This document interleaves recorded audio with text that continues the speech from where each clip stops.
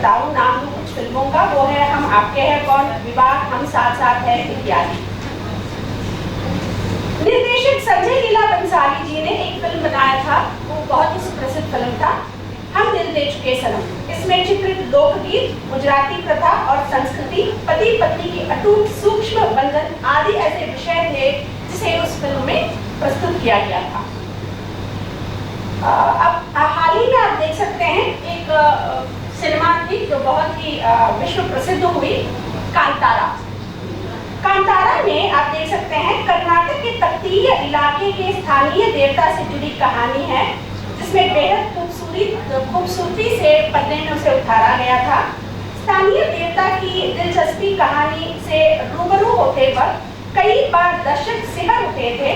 Film के आकर्षक परिदृश्य की पृष्ठभूमि के बीच पवित्र रीति रिवाजों और परंपराओं को छिपे हुए उसमें आप देख सकते हैं। और इस फिल्म में दर्शाई गई संस्कृति का नाम है पंचुरणी तय, जो कर्नाटक में आज भी अगर आप जाके देखेंगे सर बहुत ही एक भक्तिपूर्ण एवं उसमें श्रद्धा ज्यादा रखते हैं लोग, वहाँ के जो लोग हैं रखते हैं।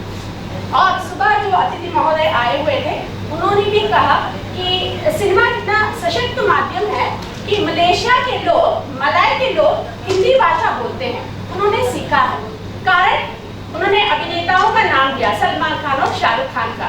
आप देख सकते हैं कि न सिर्फ हिंदी बॉलीवुड की फिल्में ही नहीं, सिनेमा ही नहीं, वरन दक्षिण के जो भी कुछ अच्छे सिनेमाओं का निर्माण हुआ है, जो अनुवाद के माध्यम से, सब टाइटल्स के माध्यम से बहुत ही प्रचलन हो रहा है, पूरे विश्व पर लोकप्रिय हो रहा है। अब मेरा दूसरा विषय है संगीत। यहाँ पर भी कल के एक विषय का उदाहरण मैं देना चाहती हूँ। संगीत कला अपने संस्कृति को लेकर कैसे चलता है, इसका एक उदाहरण मैं देना चाहती हूँ। कल Indian commission cultural centre high commission वालों ने एक कार्यक्रम का आयोजन किया हुआ था संक्रांति और लोहड़ी के महोत्सव में, और अंत में एक सांस्कृतिक कार्यक्रम भी हुआ जिसमें विदुषी विशालाक्षी नित्यानंद जी ने कर्नाटक संगीत का कार्यक्रम यहाँ पर प्रस्तुत किया था। उसमें उन्होंने एक कर्नाटक गान प्रस्तुत किया, वो था रोचेवा यवरुरा, जो त्यागराज जी द्वारा रचित महाभारत की लघु अंश है। उन्होंने उसका परिचय देते हुए उसका गायन किया, और जो भी श्रोतागण यहाँ पर बैठे हुए थे उसमें इतने विभोर हो गए कि आनंदित होकर उस गायन को सुन रहे थे।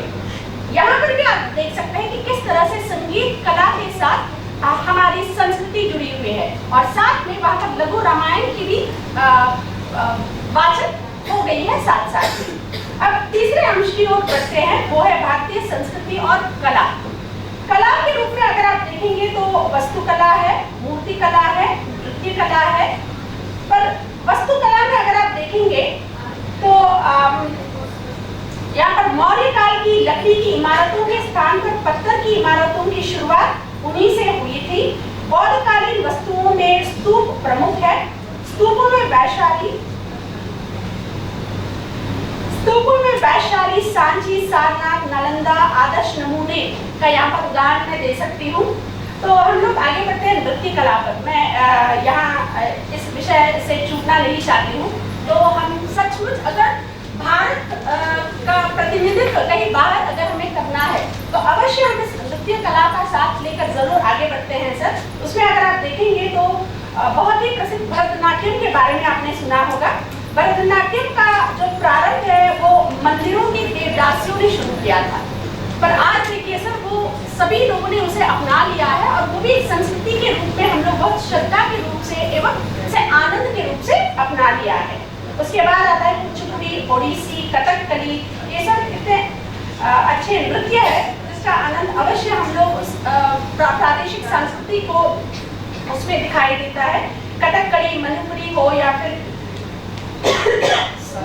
मोहिनी अट्टम, कृष्ण अट्टम इत्यादि के रूप में आप देख सकते हैं।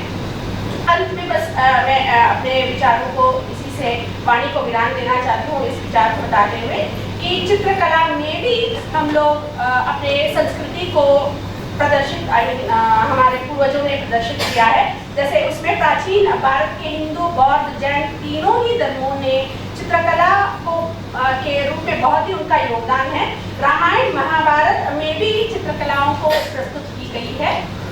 और अंत में बस निष्कर्ष के रूप में बताना चाहती हूँ कि हमारे भारत की संस्कृति बहुत ही अपार है और बस इस संस्कृति को हम लोग मात्र शब्दों में न रखते हुए आचरणों में भी उसका पालन करें। धन्यवाद।